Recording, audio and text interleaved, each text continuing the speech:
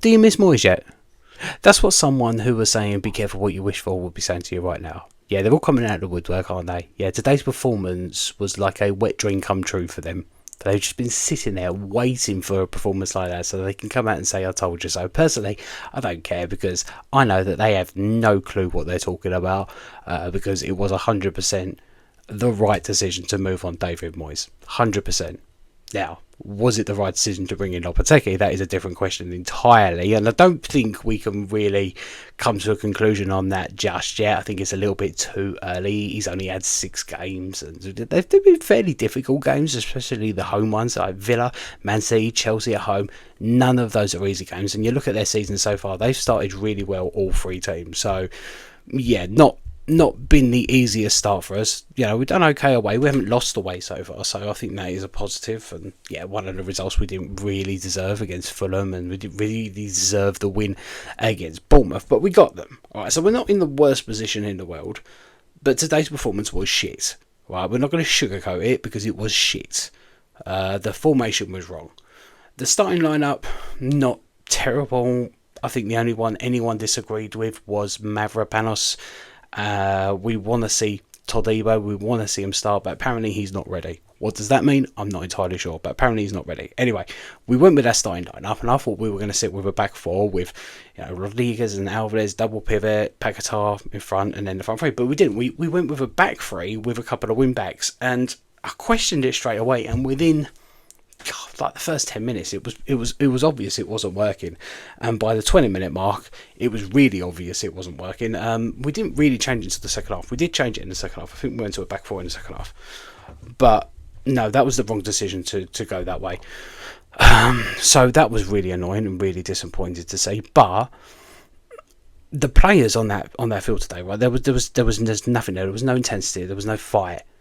Not like we're used to seeing in a game against Chelsea at home. Usually, we could be having a terrible season, but we would up our game for a game against Chelsea at home. Today, we did not do it, and I don't know why we didn't do it when we're used to seeing us do that. And I think that's why I had a little bit of confidence going into this game, which obviously was misplaced. Don't know why I had so much confidence after seeing that performance, but you know, it's great hindsight, isn't it? But no, yeah, I mean, we weren't closing down. We weren't really chasing back. We weren't applying any pressure to their defenders when, you know, they were playing the ball around, you know, their own box, which I thought was a mistake. We really should have done that a little bit more, because I think if we did do that, we would have forced them into mistakes, and we probably could have taken advantage of that. We did have a little bit of bad luck. We should have had a penalty in my eyes. He was dragged back. Whether it was a fleeting pull or a full-on pull, there's intent there, right? There's intent. That should have been a penalty. Now, would that have changed the game? I don't know. I did say to my mate in the second half, I feel like if we get one goal, the performance will drastically improve, and I do wonder if we did get that penalty and get that goal, it would have changed the momentum of the game, possibly. We'll never know because it never happens, so we can't sit here and moan about that or worry about that, because it's happened, we didn't get it, and we have to move on. We have to move on from this game. We have to look forward to the next game. Not an easy one. Liverpool, Anfield. I wouldn't be surprised if we get a win, let's be honest here, because that's the kind of thing that we do, but I'm not expecting it. Then we got Brentford away, which is, yet again, not an easy fixture for us, but neither is Fulham away or Palace away, and we managed to get a result there, so maybe. And then we have Ipswich at home, so hopefully we can pick up our first home Premier League win of the season, then that would be great. But no, we've got to give Lopetegui a little bit more time. He made another mistake today with that starting lineup. Hopefully he's learned. He learned from the mistake last week and didn't start that lineup, so maybe he'll learn from the mistake today and make changes again. Hopefully. We shall see. But yeah, no, it is starting to get frustrating, and yes, there are similarities there to David Moyes. Now, I didn't expect Lopetegui to play a massively different game to David Moyes, but what I did expect is more intensity from the performances, and that's what's disappointed me so far, that we haven't been seeing that intensity. Because yeah, I did expect a little bit more intensity, and we're not seeing that so far, and with that intensity would naturally come better performances. So if we can get that, if we can build up those intensity levels and we can play with a little bit more intent, then I do feel like the performances will come along with that. But that is Lopetegui's job to do that, and we've got to give him time.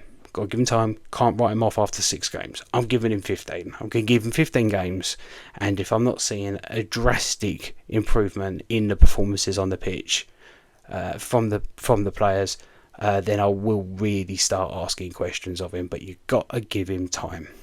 Doesn't always happen straight away. Some managers come in and they can hit the ground running, and it's a great start.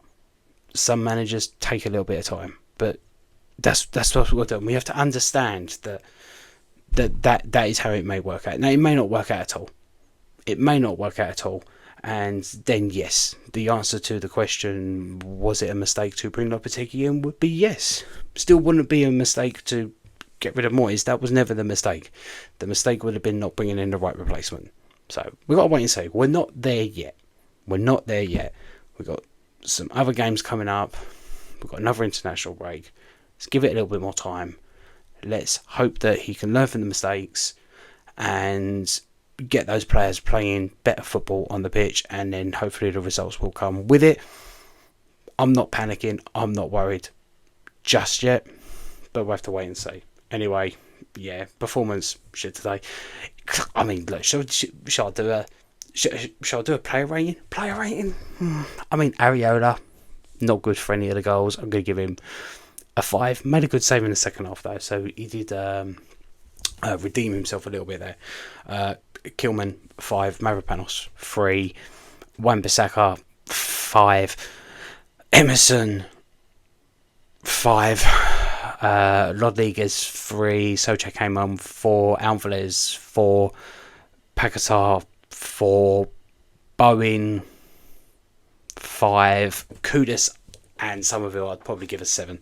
They would be the highest rates because they were the hardest workers on that pitch today, without a shadow of a doubt. And why he brought Somerville off, I do not understand.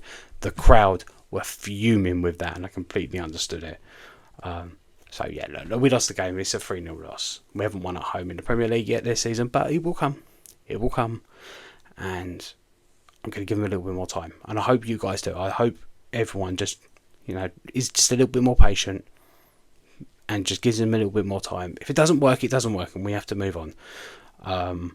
I'll say 15 games for me is going to be that magic number. If we don't see drastic improvement in the performances, not so much the results, but the performances, then yeah, I will start asking questions after 15 games. But not yet. Not yet. Anyway, as per usual, let me know your thoughts in the comments. And if you've liked this video, thank you very much for watching. And don't forget to hit the like and subscribe button. And yeah, I will be back on the main West Ham Network channel on Tuesday for Alex's TikTok takeover. There'll be a couple of videos coming out about the Liverpool game at some point. And yeah, I might try and have an opposition fan chat next Thursday if I can find a Brentford fan. So yeah, anyway, thank you very much for watching. Good evening, good morning, good afternoon, good night, whenever you are watching. Come on, you Irons.